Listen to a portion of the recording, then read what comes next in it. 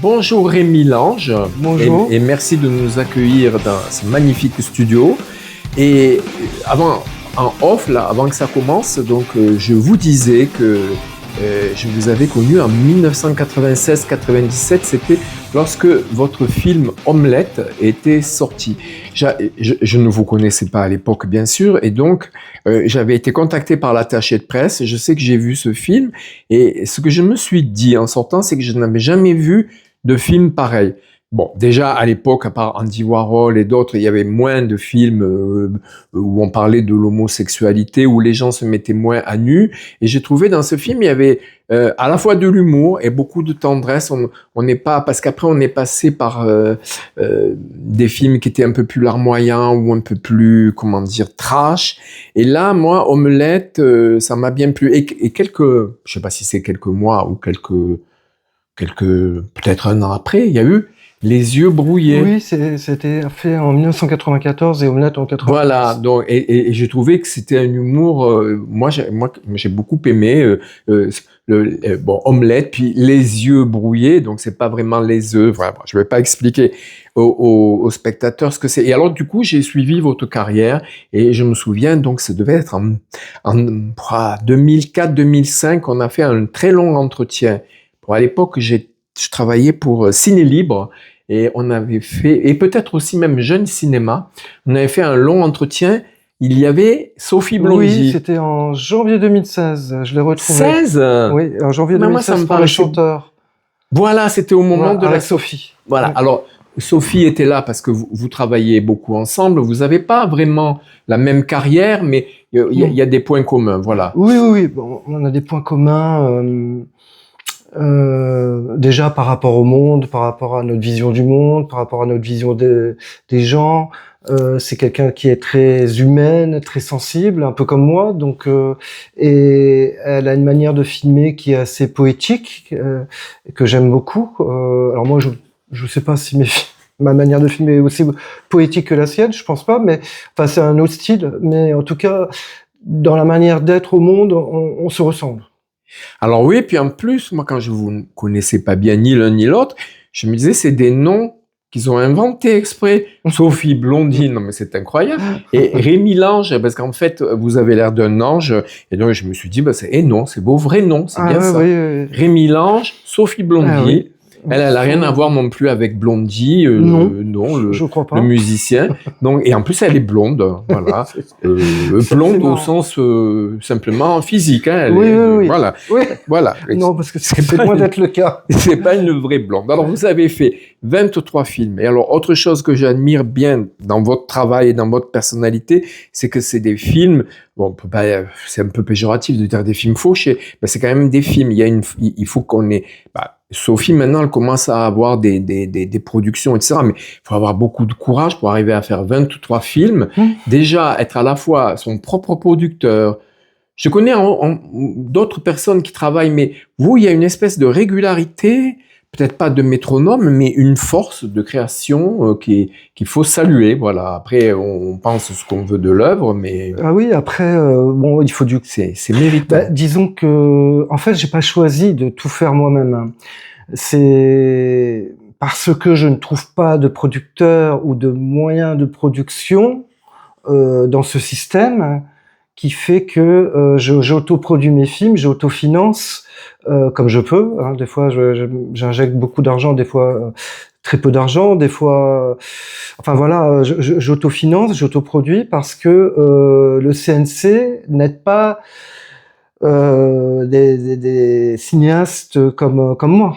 En fait, parce que les sujets que je traite sont trop tabous, on va dire, ou trop sulfureux pour le CNC.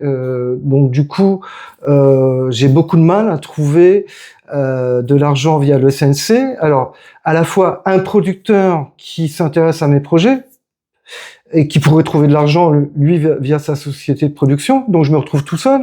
Et en étant tout seul, il est impossible de recevoir des subventions du CNC quand on est en autoproduction, en fait. Le CNC autorise un film autoproduit à sortir à avoir un visa d'exploitation, mais ils ne donnent aucune subvention à un film autoproduit.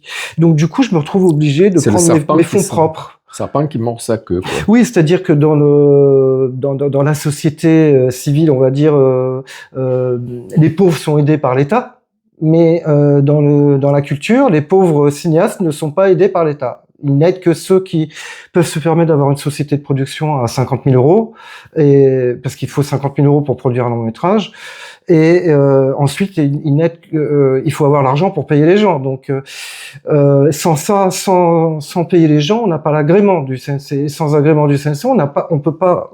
La société elle-même de production ne peut pas recueillir de subventions du CNC d'aide à la production, et le distributeur ne peut pas avoir d'aide à la distribution. Donc, en fait, quand on n'a pas l'argent dans le milieu du CNC, on reste sans argent. Donc, ça veut dire sortir un film sans attaché de presse, puisque le distributeur... Sauf pour Omelette.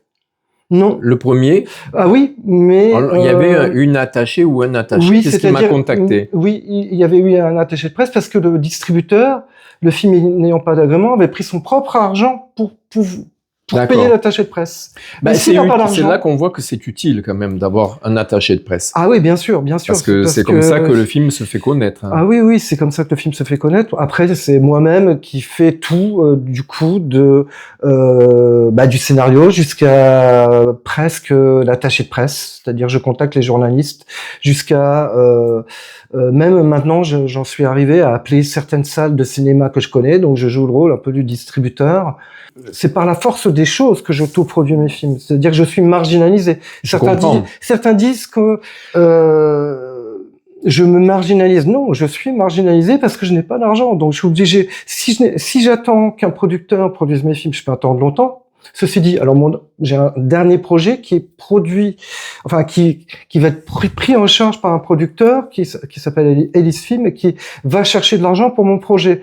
Mais ça fait déjà 1 an et demi qu'il cherche parce que c'est pas facile de trouver de l'argent pour le genre de film que je fais. Et ça fait 1 an et demi qu'il cherche et moi je ne veux pas attendre à chaque projet 1 an et demi, 2 ans. Après, imaginez qu'il trouve l'argent dans 1 an, il faudra attendre encore 2 ans avant le tournage ou 1 an. Enfin voilà, c'est un film tous les 5 ans si on fait un film via une production classique. Donc moi, je suis un peu impatient et je fais des films aussi parce que je suis impatient, parce que je peux pas attendre trop longtemps, et puis aussi parce que j'ai les moyens moi-même de faire des films. C'est-à-dire que aujourd'hui, avec la technologie actuelle, on peut faire des films à la maison. Donc du coup, je fais des films à la maison il suffit d'avoir une petite caméra 4K. Il suffit d'injecter les images dans la machine et après d'avoir un logiciel de montage. Et puis moi je fais mes films sur même un ordinateur portable, même pas de salon. Et je fais l'étalonnage moi-même, je fais le mixage moi-même. Bon, après j'ai l'aide d'un mixeur qui m'aide un peu. C'est la seule partie que je sais pas bien faire, c'est le son. Donc du coup, je filme mes différents bandes son. Je fais l'étalonnage. Oh là là. Oui. Alors, parce que ça coûtait extrêmement cher de faire l'étalonnage par c'est 500 euros par jour, 300 euros par jour. Donc j'ai pas les moyens. Donc du coup, je le fais moi-même dans l'étalonnage. Bah franchement, chapeau. Mais alors, parlons concrètement. Je suis bavard. Hein, Quoi? Je suis bavard. Non, mais pour ce genre d'émission, il vaut mieux parce que moi, je parle pas beaucoup. Ah bon, bah, ça va. Comme ça, on se complète. Non, mais concrètement, combien ça coûte un film? Ça dépend de à chaque... peu près à la louche. Je dirais un long métrage, ça peut aller de 2 000 à 6 000 euros, je dirais. D'accord. Et là, c'est quoi?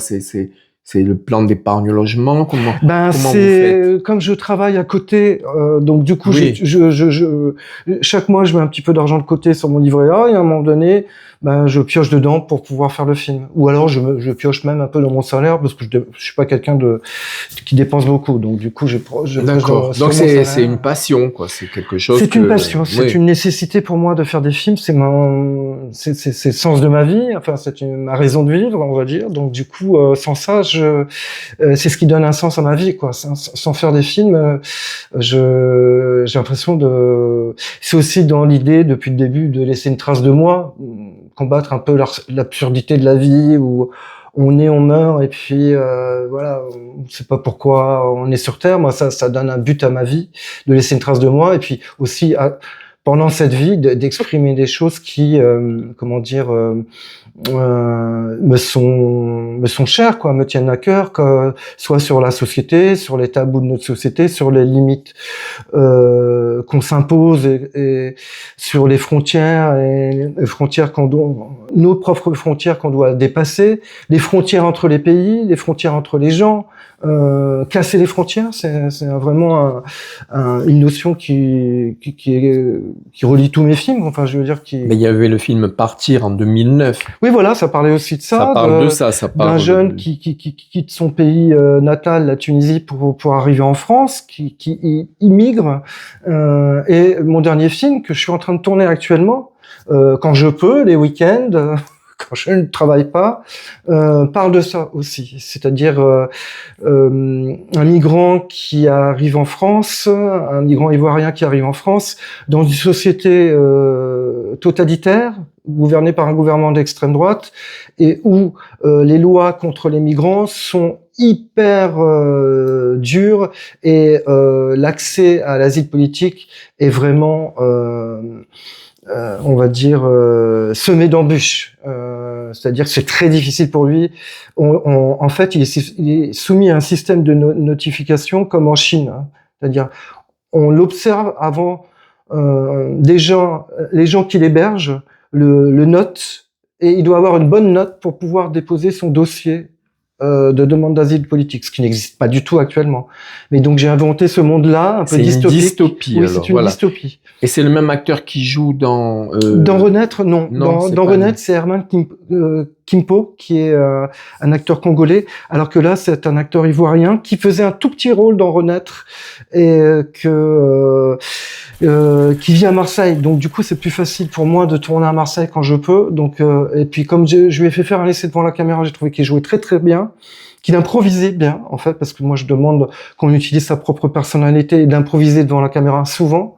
Donc du coup, et de parler avec ses propres mots, sa propre personnalité. Donc du coup, comme j'ai vu que tout ça fonctionnait devant la caméra en lui faisant faire un essai, je me suis dit, est-ce que tu veux bien jouer dans ce nouveau long métrage? Je lui ai expliqué que c'était une dystopie, que bien entendu que ce qu'il allait subir dans le film n'existe pas actuellement, mais que ça allait être un peu dur parce que il traverse le personnage du film traverse vraiment des moments difficiles.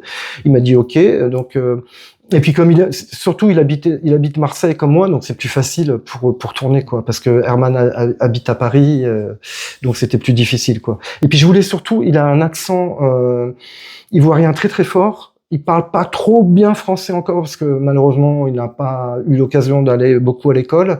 Donc du coup, je voulais utiliser cet aspect-là aussi, un peu.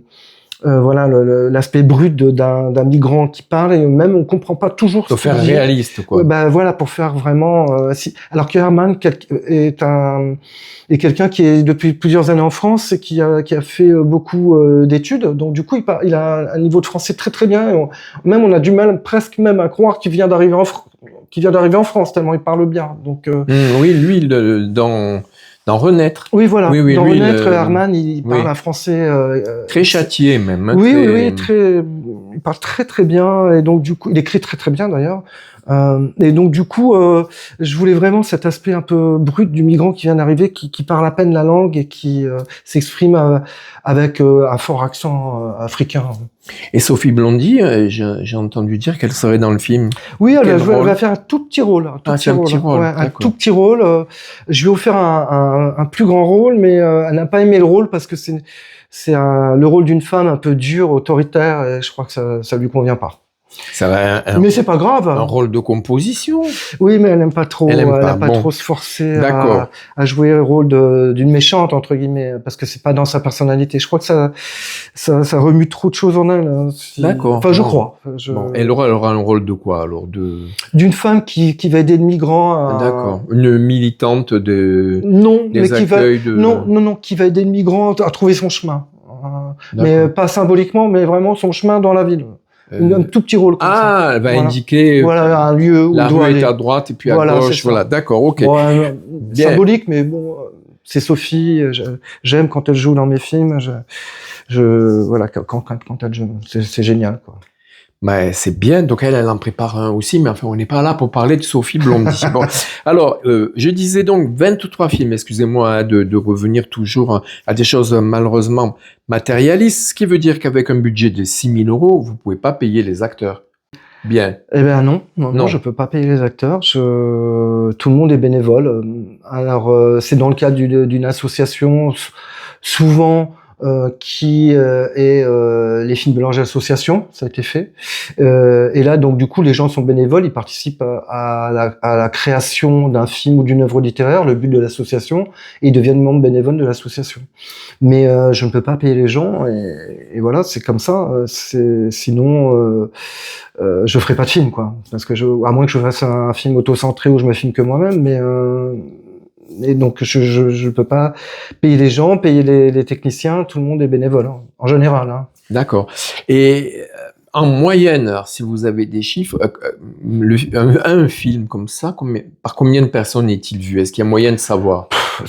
Oui, je sais, parce que, enfin, je l'ai su, les deux, ça dépend si le film sort en salle ou pas. S'il sort en salle, on connaît le nombre d'entrées, puisque tout est comptabilisé par le CNC.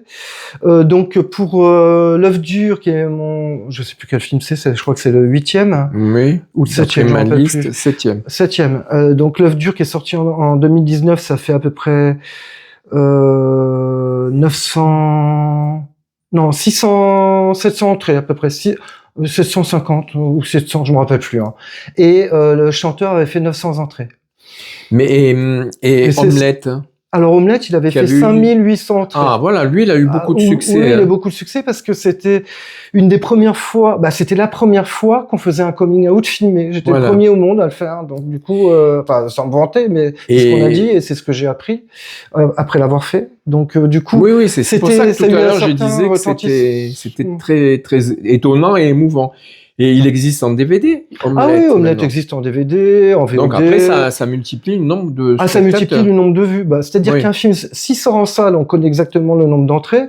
Là, je vous ai cité des films qui sont sortis en salle. Et Les Yeux brouillés, qui est mon 4e film sorti en salle, il avait fait 2800 entrées.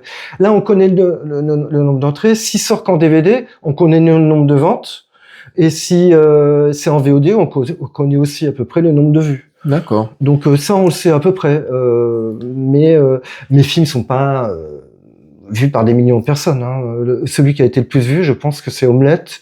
Tariq El Rob aussi a été vu pas mal parce qu'à l'époque, c'était aussi le premier film. Tariq El Rob, Le chemin de l'amour sur le. Celui-là, je ne le connais pas. C'est le premier film sur l'homosexualité et l'islam en fait, la religion musulmane. Ah oui, d'accord. Non, donc du coup, tous les festivals gays lesbiens du monde, c'était en 2003.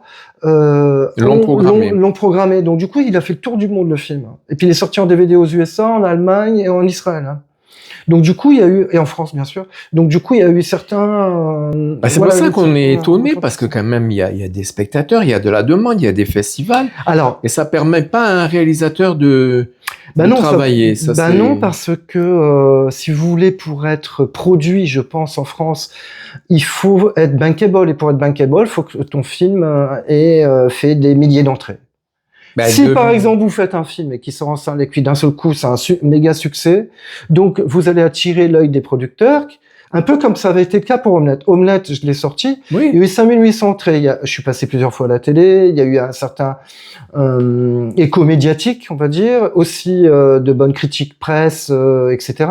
Donc du coup, il y a un producteur qui s'était intéressé à moi, qui est Magourik, qui m'a dit j'aimerais bien produire tes autres films, et donc à ce moment-là, il a voulu produire le deuxième, donc il a récupéré en quelque sorte Les Yeux brouillés qu'on a refait en 35 mm et puis on a rechangé des choses dans le montage parce que j'avais mis des droits musicaux dont j'avais pas les droits, donc du coup on a refait un peu certaines parties, mais il a trouvé des subventions avec sa structure pour pouvoir finaliser le film Les Yeux brouillés qui était tourné en Super 8 en 35 mm.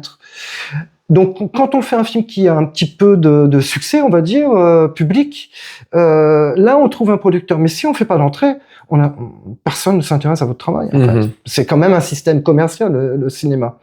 C'est pour ça que je continue à faire des films malgré ça. Parce que si j'attends qu'un producteur me produise ou qu'un de mes films fasse des milliers d'entrées pour continuer, j'attendrai toujours, en fait. C'est très difficile. Donc, je fais des films.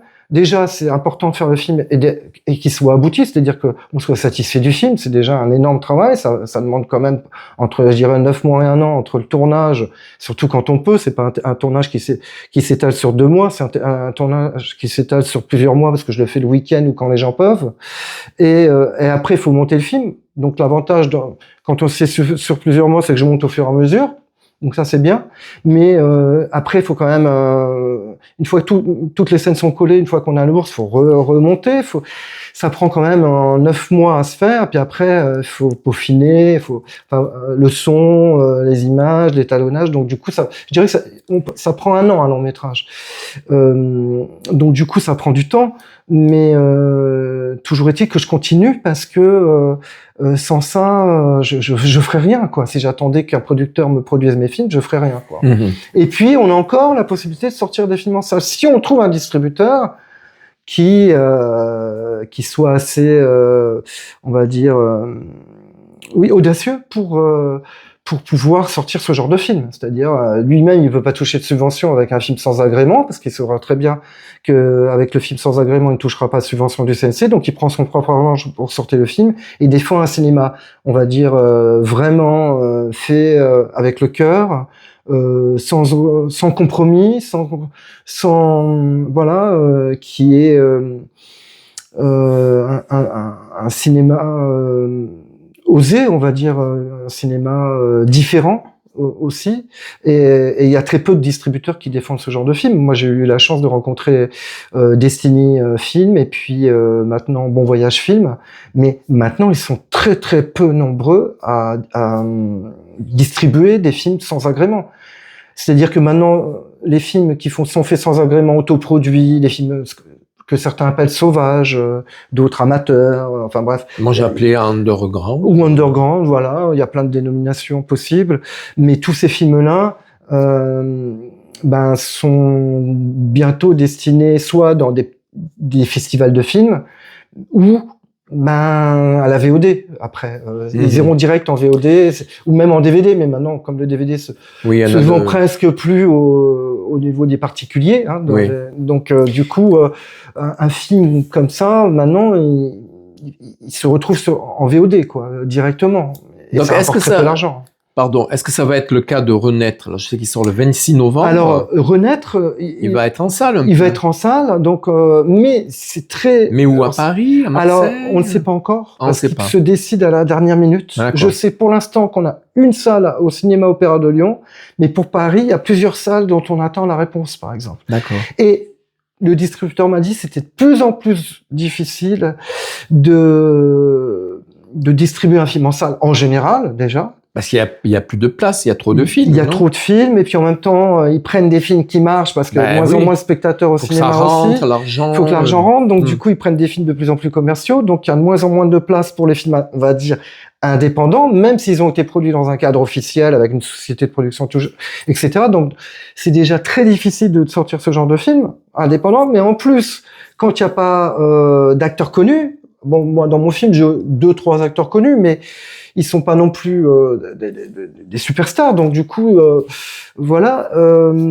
Donc c'est difficile d'attirer l'œil des exploitants, donc des salles de cinéma, quand on n'a pas d'acteurs connus, et puis quand on a fait un petit film dont ils n'entendent pas parler, parce que forcément, comme c'est un film sans agrément, donc le distributeur n'a pas d'attaché de presse, c'est moi-même qui contacte les journalistes, donc c'est très difficile, certains répondent pas, enfin, donc du coup, voilà, ils n'ont pas entendu parler du film, donc c'est difficile d'attirer l'œil des exploitants vers ce genre de film, quoi. Petite question, peut-être pour nos spectateurs.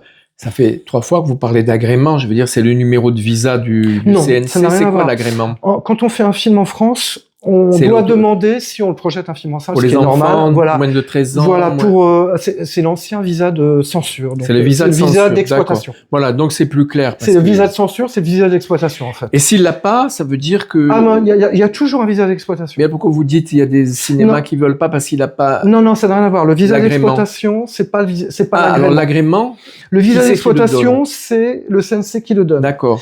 Le CNC donne toujours un visa d'exploitation. Alors ça peut être interdit au moins de 12 ans. Donc il l'a reçu, Renaître. Oui, moins de 12 ans. D'accord. Il a reçu le label interdit au moins de 12 ans, donc les spectateurs de moins de 12 ans sont interdits de le voir. D'accord. Même la bande-annonce, hein. Donc faut mettre le logo moins de 12 ans au début de la bande-annonce, au début du film, et sur tous les documents, affiches, etc. Et le visa d'exploitation, c'est ça. L'agrément. Et l'agrément, c'est une sorte de document qu'on donne. Mais qui le donne? Le CNC. Ah, aussi. Qui étudie tout le fichier. Tout le synopsis. Non, rien à voir. Tout le dossier administratif pour voir si les gens ont bien été payés. Ah. Et si les gens ont bien été payés, à ce moment-là, ils donnent l'agrément. Donc, si tu as l'agrément, si on a payé les gens. Mais comme vous les payez pas, vu que vous n'avez pas de budget. Donc, je n'ai pas l'agrément. C'est bien le problème, c'est que je n'ai pas l'agrément. Mais alors, il y a un truc, je comprends pas. C'est pour tuer le cinéma indépendant et underground. C'est ce que je disais, il n'aide pas le cinéma underground fait à la maison. Sauvage, enfin les home movies. On en voit quand même des films comme ça. Eh ben oui, mais ils sortent sans agrément. Ah, ils sortent sans agrément. Ah ben, ou alors ils ont pu eux payer les gens et donc ils ont. Ou alors ils leur donnent des petits cachets de façon à avoir l'agrément. Bah ça veut dire payer les gens. De toute façon on peut pas payer. Payer, ça dépend combien on les paye. Au niveau syndical. Ah, au niveau syndical. Ah bah c'est obligé. Donc ça fait des fortunes parce qu'il faut payer les droits, les charges, voilà. Bon, enfin c'est bien ce que je disais au début, c'est le serpent qui se mord la queue. Exactement, c'est-à-dire un film sans agrément ne peut pas avoir de subvention. Donc du coup on peut sortir un film sans agrément, pas sans visa d'exploitation. Il faut toujours un visa d'exploitation, c'est le visa de censure, c'est-à-dire les gens qui vérifient si le film est visible par tout public ou pas. Et ça, c'est obligatoire. Mais par contre, moi, là, j'ai fait un papier au CNC comme quoi j'ai autoproduit le film. C'est possible. C'est-à-dire, il demande quelle est la société de production. Là, il aura l'agrément, du coup. Non. C'est-à-dire. Là, mais quelqu'un se teste. Non, c'est juste que le visa d'exploitation, c'est le visa de censure. Donc, c'est pour savoir à qui. Ben là-dessus, vous êtes au clair. Non, bien sûr. Mais je suis aussi au clair vis-à-vis du CNC. Comme moi, je n'ai pas l'agrément, je n'ai même pas demandé, parce que de toute façon, vous je ne peux pas le demander. Même dans les années 70, qui n'ont pas eu l'agrément. À l'époque, c'était difficile parce que c'était plus lourd. La réalisation en 35 mm, il y a le prix de la pellicule, il y avait après bon, tout le monde pouvait pas faire un film. Voilà, même en 16 mm. Donc déjà, il fallait quand même on voit comment dans le film donc Nouvelle Vague comment Godard qui a commencé à se lancer dans le cinéma, qui voulait faire un cinéma peut-être plus facile à faire et tout, il avait quand même ses impératifs de la production. Mais enfin là, on sort un peu du sujet parce que alors, j'avais encore 2 ou 3 petites questions. La première, mais on peut y répondre très rapidement, c'est qu'avec des personnes qui travaillaient comme vous, de façon d'ailleurs exemplaire, le plan de travail, il est complètement différent. Parce que par exemple, vous dites que quand vous avez un moment, vous allez en week-end à Marseille, vous faites votre film.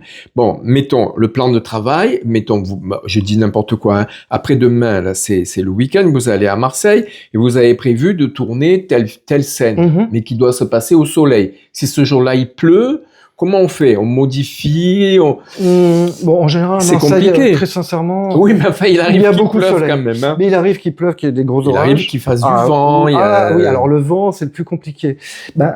On fait avec. Hein. Si on a prévu de tourner ce week-end-là, on fait avec. Hein. Oui, par exemple, les gens doivent aller à la plage. Là, on peut. Ils vont au cinéma. On peut inverser le jeu. C'est pas tant le temps qui. Surtout à Marseille, j'ai eu gros problème. Des fois, j'ai eu du vent, mais bon, il y a des caches micro. Enfin, je sais plus comment on appelle ça, mais je cache mon micro. J'arrive à filmer même avec du vent. Ça arrive aussi dans des films. Qu'on entende même le vent. Budget, qu'on entende le vent. Ils l'ont un peu masqué, mais on entend quand même le vent des fois, ce qui n'est pas dérangeant, c'est-à-dire on entend qu'il y a du vent, mais ça n'empêche pas de comprendre. Mais toujours est-il, ça c'est pas trop un problème, le temps. Hein. Après on s'adapte aux intempéries, puis je fais en sorte de pas trop tourner dehors, parce que comme je n'ai pas d'autorisation, on a le droit de tourner dans la rue quand on tient la main, mais c'est toujours difficile parce que il y a quelqu'un qui passe. Alors l'autre fois je tournais dans un parc avec caméra à l'épaule, donc j'ai le droit en fait, hein, je dérangeais personne, mais à un moment donné, il y a quelqu'un qui est passé dans le champ. Non, pas dans le champ, mais qui s'est mis derrière et qui regardait. Et ça troublait l'acteur. Non, mais qui troublait l'acteur. Bah oui, alors, à un moment donné, l'acteur, j'ai vu qu'il y avait un truc. Moi, je l'ai pas vu, donc je me suis retourné. Il me dit, ça me gêne un peu. Alors, j'ai dit au monsieur, vous pouvez, voilà, j'ai pas d'assistant. Moi, je suis tout seul avec ma caméra. Donc, du coup, c'est parfois ce qui dérange le plus. C'est plutôt l'environnement plutôt que le temps. C'est-à-dire les gens qui passent ou des gens qui passent au moins qui font du bruit. Voilà, c'est plutôt ça. On peut pas couper une rue. Si ça peut vous rassurer, Federico Fellini, pour la Dolce Vita, il a eu les mêmes problèmes. Et c'est pour ça qu'il a dit, faites-moi la Via Veneto en studio. J'en ai marre que quand les gens passent, ils me disent, mais pourquoi tu l'as mise là, ta caméra? Il fallait la mettre ici. Et donc, déjà, lui, il était confronté à ça. Alors maintenant, j'ai un peu farfouillé un peu partout. Donc, j'ai trouvé que c'était vous qui aviez créé le premier festival LGBTQ à l'époque, je sais pas comment on appelait ça. Ça s'appelait Gay et Lesbien. Voilà, c'est ça. Gay et Lesbien, c'était plus clair que LGBTQ, je sais pas quoi. Ouais. Et pourquoi cette... Alors, moi, je viens de terminer un livre collectif sur Xavier Dolan, et je sais que Xavier Dolan, il a reçu la Queer Palm, il a refusé. Hein, pour son, je crois que c'était pour son film Lawrence Anyways. Il a dit non, je viendrai pas la chercher parce que c'est de la ségrégation. Moi, je pense que le cinéma, ça doit traiter de tous les sujets. Et c'est vrai, effectivement, je suis assez d'accord avec lui. Pourquoi vous, après on parlera d'un autre sujet, mais qui se rejoint. Pourquoi vous avez-vous choisi cette sorte de militantisme par le biais du cinéma? Parce qu'à l'époque, faut se replonger à l'époque. Alors l'époque, c'est quoi? C'est 1992. C'était la pleine hécatombe SIDA. Il y avait beaucoup d'amis qui mouraient du SIDA. Moi-même, j'avais peur de l'attraper. Et quand on attrapait le SIDA à l'époque, c'était on mourait. C'est-à-dire dans les 2 ou 5 ans, il n'y avait pas de remède. Il y avait la ZT, mais c'était très dur. Et même la ZT te tuait un peu. Hein. Donc, enfin, je crois. Hein. C'était très dur. Donc du coup, il y avait cette psychose de la peur du SIDA, de mourir du SIDA, pardon. Et il y avait des gens. Moi, j'habitais à Tours, où c'était une mairie réactionnaire de droite, Jean Royer, Nicole Gautras, qui disait des horreurs sur les homos, mais pas directement parce que elle critiquait en fait les distributions de préservatifs gratuits dans le cadre d'une fête, et ça a mis le feu aux poudres des militants déjà que j'étais. Je faisais partie de la maison des homosexualités de Touraine, je faisais partie du Point Gay, je militais déjà au sein des studios au niveau, on va dire, sociétal. Je faisais partie d'une association qui organise des débats de société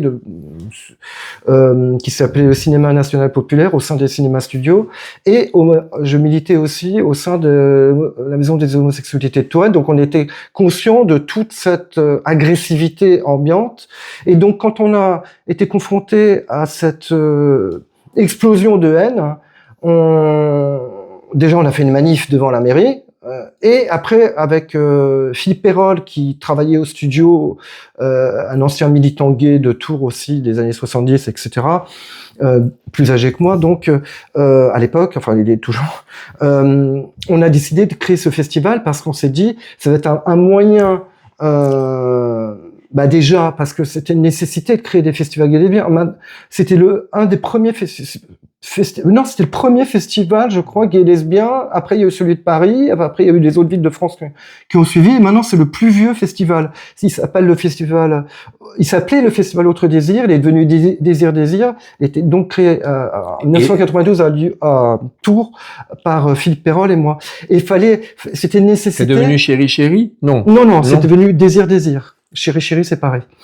Et donc du coup, c'était une nécessité de leur montrer que il y avait de la résistance à leur discours de haine, hein, et il fallait rendre visible l'homosexualité, enfin tout simplement, donc à travers des films, à travers des écrans, et médiatiser tout ça. C'est-à-dire que, et j'ai eu la chance à cette époque-là, enfin je crois que c'était plutôt pour le deuxième, Le premier, c'était un peu confidentiel, mais il y a des adhérents des studios qui ont déchiré leur carte d'adhérents en disant c'est inadmissible, un festival gay lesbien, ça ne se fait pas, enfin on doit pas faire ça, c'est donner une chance à ces anormaux, enfin voilà, enfin ce genre de truc. Et le deuxième festival, on a eu la chance d'avoir un article dans Libération, dans les pages société, c'était marqué 22 films gays à Tours. Alors là, je pense que ça a eu une influence sur au niveau de la mairie, ils devaient pas être trop contents. Quoi. Alors moi, non. Enfin, c'était ça. Hein, je veux dire, c'était cette période-là où il fallait réagir contre des discours réactionnaires, parce que non seulement il y avait il y avait le sida qui voilà, et en plus on avait des discours haineux. En plus, c'était double peine quoi en fait. On avait le sida d'un côté et l'agressivité, la haine, l'homophobie de l'autre côté. Donc il fallait quand même lutter comme on pouvait. D'un côté, lutte contre le sida à laquelle je participais, hein, et lutte contre l'homophobie. Et pour moi, le festival Désir en 1992. Enfin Autre Désir, il s'appelait comme ça. C'était un moyen de participer à cette lutte contre l'homophobie, quoi. Non, donc oui, j'entends bien dans ces années-là. Bon, je comprends. Mais alors maintenant, moi, je sais pas, un festival, je sais pas comment, LB, voilà. Bon, bref. Est-ce que je vois pas trop l'intérêt de faire une semaine où les gens vont être gavés de films qui vont ne parler que de ce sujet? Parce que, enfin, le cinéma, ça doit être universaliste aussi, non? Alors. C'est la question.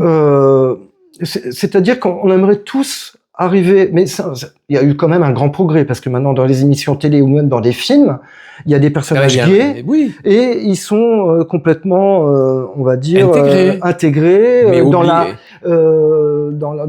différenciation, l'indifférence même. C'est-à-dire qu'on ne fait plus la différence de. C'est devenu à égalité. Banal. Quoi, c'est devenu banal. C'est devenu à égalité.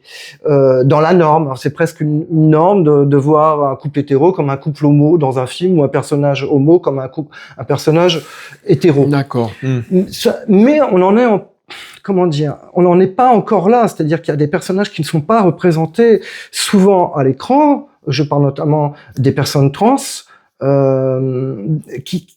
il y a encore une nécessité, même au niveau politique, elles sont pas encore représentées. Il y a encore la nécessité d'égalité, quoi, et d'identification à une image qui n'existe pas encore. Oui, pour certaines personnes. Donc il faut encore multiplier ce genre d'images pour que les personnes concernées ne se sentent pas exclues du monde, tout simplement. Oui, mais je suis tout à fait d'accord, mais en même temps, il faut pas non plus que ça devienne un automatisme, dans la mesure où quand même, bon, vous parliez des personnes transgenres, c'est pas la majorité de la population non plus. Non, mais voilà. Le propre d'une démocratie, faut arrêter que les gens croient qu'on leur bourre le crâne. Voilà, c'est non, simplement. À un moment donné, il faut que les choses soient. Je pense qu'on bourre plus le crâne des gens vis-à-vis de toutes les normes. Il y en a trop maintenant. Tout est normalisé, normatif. Alors il y a des quotas maintenant. C'est comme en Amérique dans les années 50. Il faut qu'il y ait dans le film, un noir, un trans, c'est plus du cinéma, ça. Bah oui, après, si on oblige le réalisateur, enfin, le ou la cinéaste à intégrer dans le film obligatoire. Si on oblige, je veux dire, si c'est obligatoire, on ne doit pas obliger pour moi. Oui, c'est pas vraiment une obligation, mais enfin, ça devient un peu pénible. Peut-être que certains se sentent obligés de le faire, comme certains se sentent obligés de ne plus représenter de viol à l'écran parce que c'est pas bien. Donc il y a beaucoup d'interdits. Voilà, ou plus soft que les gens doivent pas fumer à l'écran. Voilà, on peut plus fumer parce que c'est pas bien. On peut plus faire un viol, alors que ça existe dans la réalité. Voilà. Et à l'écran, on doit montrer tout parce mais que non, mais sinon, la création, c'est montrer le monde tel qu'il est déjà, puis aussi tel qu'on le ressent. Tel qu'on le ressent. Donc si on peut plus montrer des viols, des meurtres à l'écran, et puis des gens qui fument ou qui boivent ou qui prennent des drogues, on revient c'est un monde de binounours. Ce sera pas la peine d'aller au cinéma. Non, c'est-à-dire on vit dans un monde.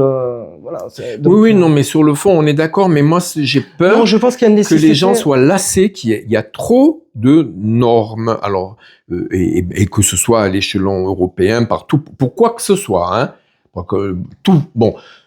on va peut-être fermer la parenthèse, c'est pour ça que là, il y avait cet espace de liberté pour les homosexuels, et alors, on va revenir, et puis on terminera peut-être là-dessus, c'est votre nouveau film, donc, Renaître, que j'ai vu, évidemment, justement, il a moins la coloration. Il y a un homosexuel. Pro-gay. Voilà.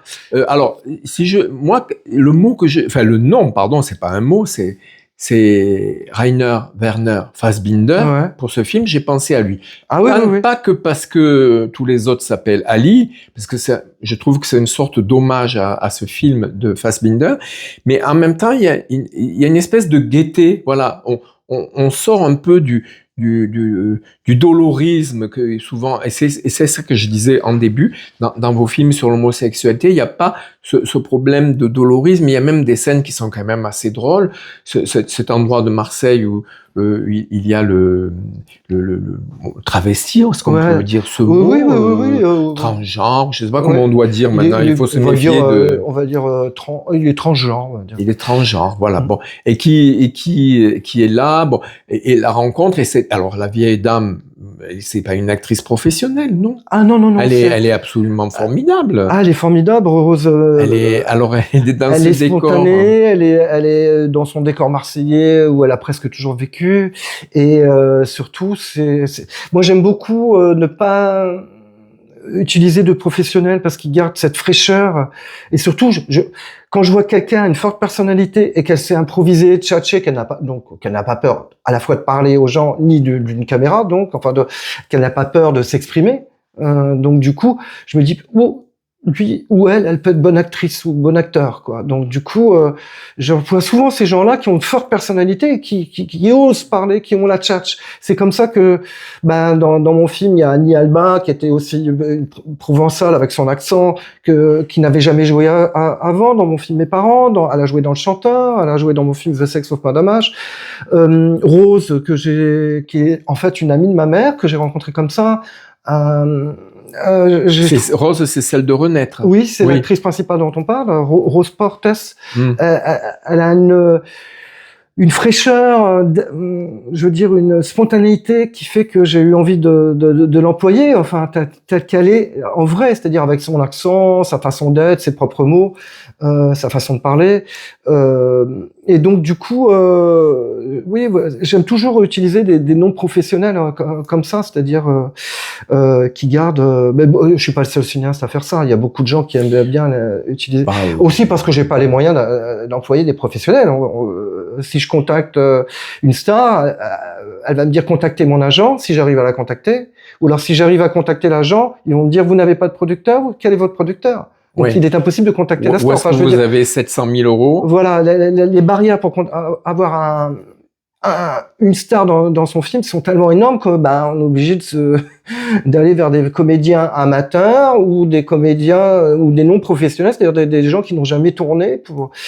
Et j'ai eu la chance que quelques comédiens professionnels dans ma vie me fassent confiance, donc comme Manuel Blanc, ou Béatrice de Staël ou Geoffrey Coué enfin voilà, il y en a eu quelques-uns qui m'ont fait confiance, mais j'en connais pas beaucoup. Mais par exemple, Abdelatif Kechiche, il a beaucoup travaillé comme ça, avec des noms professionnels. Ah oui, beaucoup travaillent avec des noms parce professionnels. Que mais même François Truffaut, lorsqu'il a trouvé Jean-Pierre Léaud, il a pris c'était un enfant, il n'avait pas fait d'école de théâtre ni de comédie.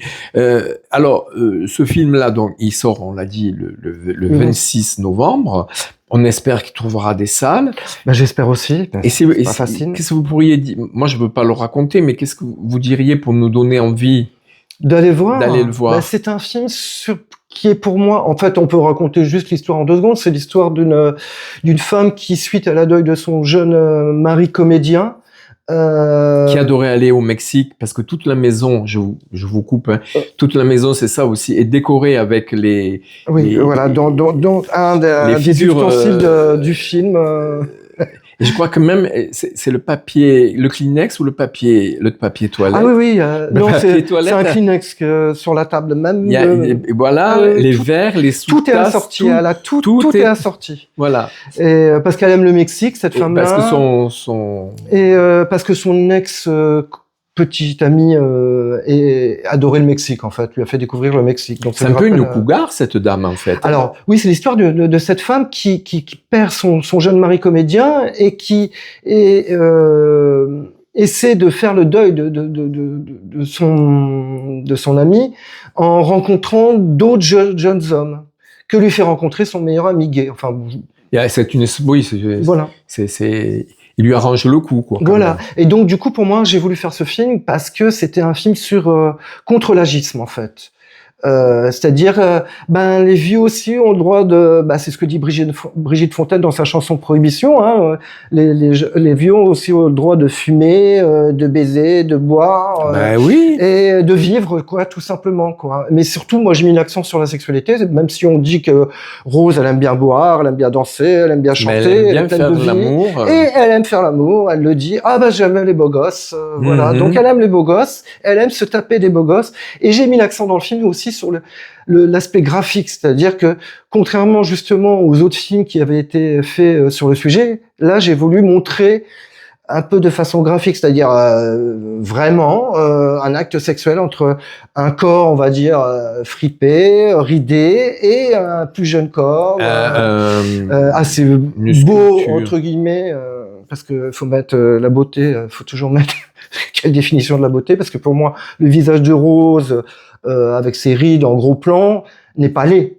Certains m'ont dit que ton film est laid. Parce que le visage de Rose, d'abord ils trouvent Rose laide, et puis en plus ils assimilent tout le film à l'aspect laid parce qu'il a été fait avec peu de moyens, en fait. Donc tout ça, voilà, la définition de la beauté pour moi est très subjective, en fait. Ça dépend de la période, de ton pays. Oui, voilà. Faut demander aussi à Baudelaire, par exemple, il n'avait pas la même conception de la beauté. Exactement. La beauté, c'est aussi la beauté des laits se voit sans délai. Exactement. Donc, entre Gainsbourg et Baudelaire, je pense que les fleurs du mal, voilà, c'est tout. Et puis vous parliez de l'aspect graphique, qui servira d'affiche pour le film d'ailleurs. Oui, sauf qu'on n'a pas mis les vraies fesses, on a mis parce qu'elle est aussi peintre dans le film. Elle est pluriartiste. Mais il est très beau ce tableau. Alors est-ce que c'est elle qui l'a fait? Ah non. En fait, elle a commencé à dessiner les traits, les gros traits noirs des contours des fesses. Ah, ça c'est bien. Elle a quand même comme un petit coup de crayon, et après elle s'arrêtait là. Et après j'ai fait finir le graphiste. J'ai fait finir le tableau par un peintre célèbre qui s'appelle, célèbre, il est plus ou moins connu, Tom de Pékin, qui avait fait l'affiche de l'Inconnu du lac. Oui, qui avait fait scandale, cette affiche. Mais donc, du coup, il a fait, c'est un ami à moi depuis longtemps. C'est l'affiche du film.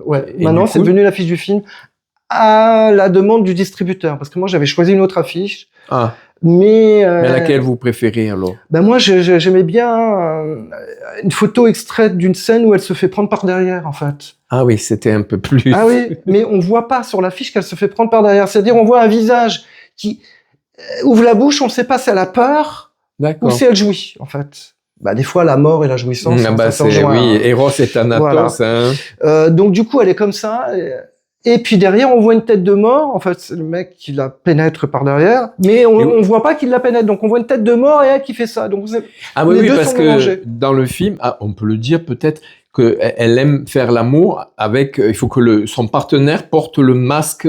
De son ami mort. Voilà, les masques de la fête des morts mexicaines. Moment du film, mais bon, c'est pas grave. Non, ça allait. Très bien, ouais.